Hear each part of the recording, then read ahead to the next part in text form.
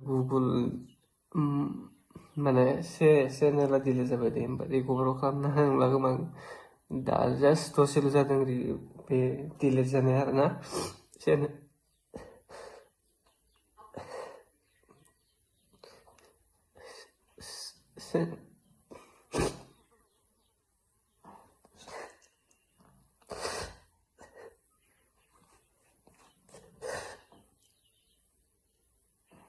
Google माने से नेला दिले जाबाय दे होमबा रिकभार खालामनो हांला गोबां दा जास्ट दसेल' जादों बे डिलिट जानाया आरोना से